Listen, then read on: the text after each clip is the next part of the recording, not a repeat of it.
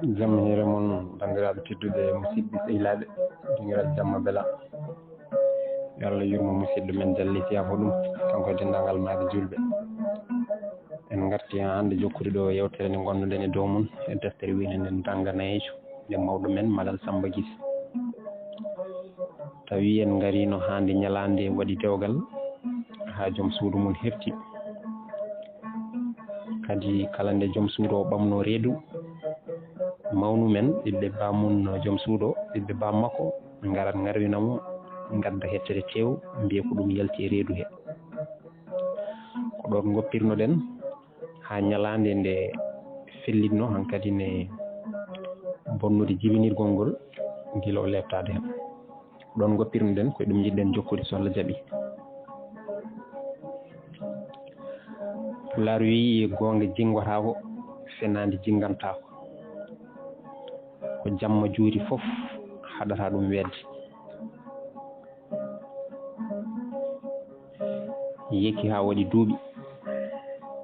kihiɗe goto ñalande yeehi diwniyade e ladde he seeɗa no adirno wadde balɗe ɗiɗi e tati foof omo waddi e kullal maham jololi jabboji kulle gawoji guenale hoccu ngu ene wiye hono ko cakal tondu noro ko hono maggu Amadou Koli Salwi Sammba Gala jeegui nawno jeeri sila laala jeeri Allah melew lew ñande mum o hawri e suho gorko goro ina waña ina waɗi wutte ooli tuuba ooli e kofune bara buubel sambarugo bonna ladde nde yimoɓe keroɗe yara hoore firnde nde ala moro ɓe calmodiri ɓe jewtidi ha gandodiral joli hakkude mabɓe suho gorko noon nde tawno woɗɗi tan koye ladde ɓe siwade kono suusa yimɓe no fewi ni ñalande namdimo inde makko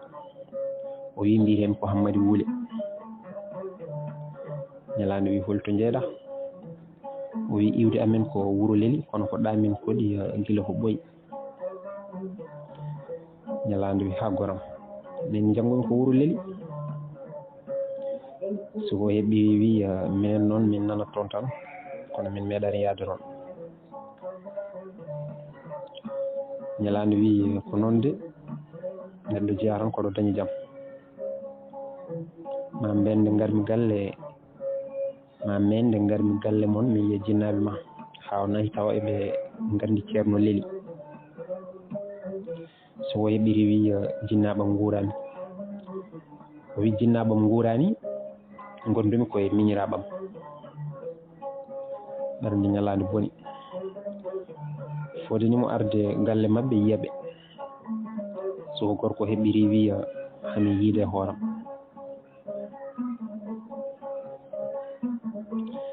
nde ɗum firti ko eɓe jogui to galle to soyru ndu Allah humpiti gueɗe aduna foof kala ko goto e mabɓe ina waɗa ma ara namdo ndu ndu yamira walla ndu salo nde o yetti o wi ndu kanko soho o wi soyru ndu mi hawri hande e gorko goto ina waɗɗi ndimagu danew min gandodiri hen o wi omo yiiɗi mbiɗen eɓe jogui soyru to galle to kala ko goto e mabɓe yiiɗi wadde ma wayno soyru ndu ni woni kanko soho o arti galle o wi soyru ndu mi hawri hande e gorko goto ina waɗɗi ndimagu danew min gandodiri hen o wi omo yiiɗi arde ɗo gam yiide galle o holno pamirɗa ɗum soyru ndu wi yo ar ko ɓuural ma wiyama renar cehilagal ko ɗaɗɗe tati ɗe puɗata leeɓi goho ɗemgal saabu kala ma haaldata on majjodirat ɗiɗi newre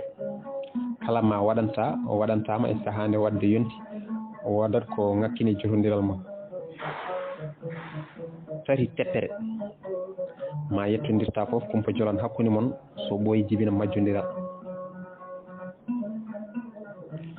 nde ɓe kawri ñande wonde Hammadi Wuule e ñalande deggodiri tan ha to goru ummoto ɗon e sawrella yarante koyɗe ko ñalawma kurɗo. Hammadi hollodirimo e Sammba e Kumba miñiraɓe mum. Kumba noon ko ɓuri ɗum yodde jibinaka taw e falde he. Hawri kadi ko doole darde fof jaati. O sili haw gasni o taƴi. Nde tawno noon yiide ko Allah waɗata ɓernde ñalande way tan kono feccande Kumba wuule ina lomba nder mum ni. Nde marigo fayi e dusdamo o felliti yettonirde ka laawol gotol gila ɓurtani. Hammadi wi kadi ha yiide hoore mum rutti ngam disnade soyru ndu. Ndu rokkimo oɗo hakkille.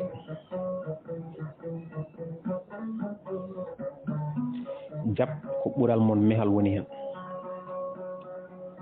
Hammadi noon no ɓe mbayi wowdirde ni fof anda ko kanko woni lamɗo mo nanar funnague.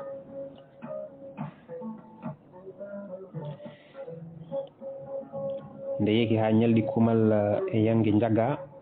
soyru ndu wasi Hammadi nde bismotomo ɗon ko adi kanko e wondiɓe makko fof ɓe gara ñalde. Ndu yamiri yo war gaye ɗiɗi jawɗi tati e damɗi 4 ɗum saahe ɗuma juuɗe ko heddi ko sakke miskineɓe hayso nawi to guure goɗɗe kono woto ñalande ñaam hen. ɗon tan Hammadi namdi kankone holko ñamata.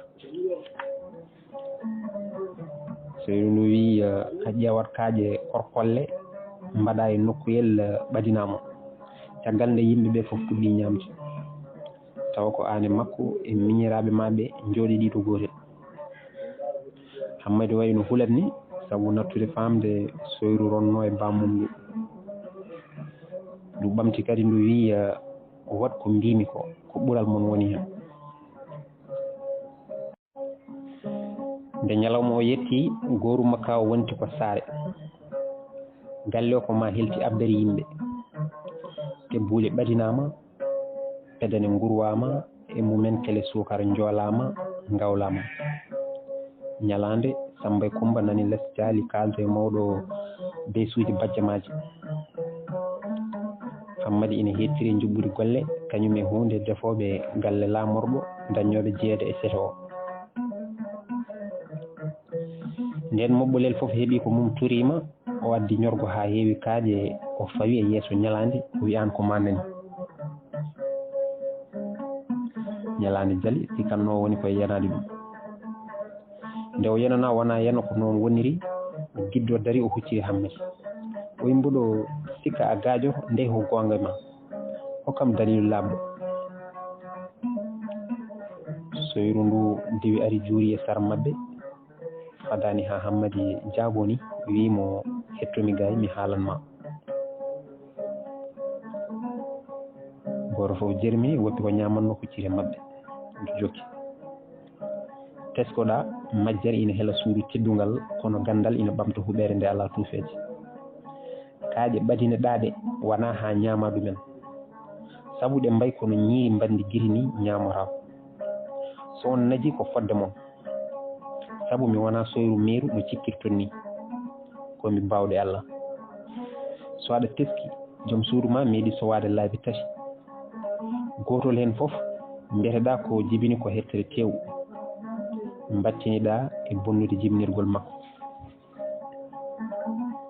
ñalande ɗo woni ɗo ronki darade jooɗima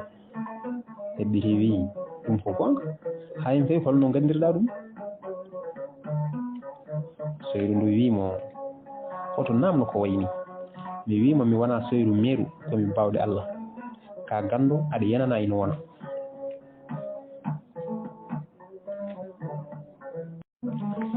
heddiɓe ɓe kuule tan ha goni signude no nayeɓe jurtaɓe ndiyam lelna e boowal e jamma dabbude konngol heddi e hoggo soyru ndu jokki. debbo ma meeɗa jibinde hettere tew o jibini ko yimɓe no mani afo o ko gorko debbo rewi hen gorko sakkiri ɓe noddunoɗa yo ngarwinmo ɓe o jiidani mumen yumma e baaba anduɓe ɗum noon kewani wuuro he kamɓe tato foof nehiɓe ko taniɓe on jibini babiraɓe rewɓe ɗiɗo ɓe e yummo kanko nde jibini fof ɓe lombar koye horde ɓe berlo e maayo warango haytida mawɗo goto ina hodduno ɗo e joom suudu mum lawol hen fof araɗo yarnude nayyi tan ha yiya horde ina haggira gadunol ngol o ɗeɓi hulde seeɗa kono nde pamminmomi tan o suus haw eɓe meeɗani jibinde ɗum woni ni ɓe dokke Allah ɓe nehi suhaɓe ɓe ha ɗo ɓe cankoyno donti ɓe ko ɓen suhaɓe goni bismiɓe on ɗo hande ɓe so tawi kaaƴe ñamata andu a wawa resde kumba saabu ko ɓiye mo jibinɗa e duhol ma yi wele baba cuun noon wi woro jawo sinde e dande tawa kolɓuli no gooti najore jaggue yimɓe ɓe tan ha ko foti ala hammadi Sammba e Kumba mabɓi e dow ñalande tan goni e hoyde kawisa kulol segre hame ina keewi e ɓernde nde haw ronki fofde to wuro to tawi gurdam pendel ɓuuri kara mettude pendel woni joom suudu makko mo haala mum haalete o mawniraɓe ɓe ko sira e takkoyel hay diwgol guertoɗe wonti ko malli kus bona ko wonata jeewo galle walla so mbabba ko ari kata maaba mbabba kay so jibinta rindata foti tan ko majjude wasa yiiloyeede gore e mabɓe foof noon ene jibine tan ha ene joowi boombi e sagataɓe ma mbiya coppi guertoɗe ala hen noon mo pendel suufi nulde saabu ɓe mbiyata ɗum ko jiɗɗo nelde jibinat ceerno Boyde wi heewiɗo gaalo lemmino jowɗele jibinani ɗo teeli foof omo miijo donowo woodani heewi jibinɗo guergal donkanɗo bokoje mum ko ñaami e ko holte ala ndiwa cella ñawsani heewi jibinɗo rewdiri ha mawnino jikki mum ubbi foof rumnini elle mo jibinani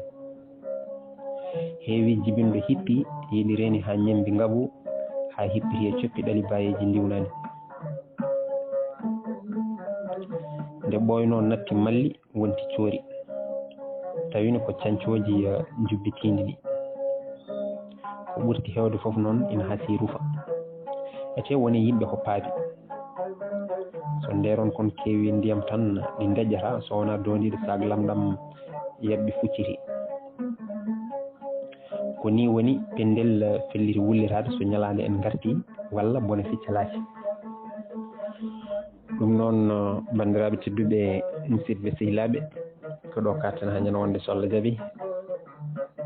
ƴeewen gartal ñalande en ɗum noon Allah jarama on jarama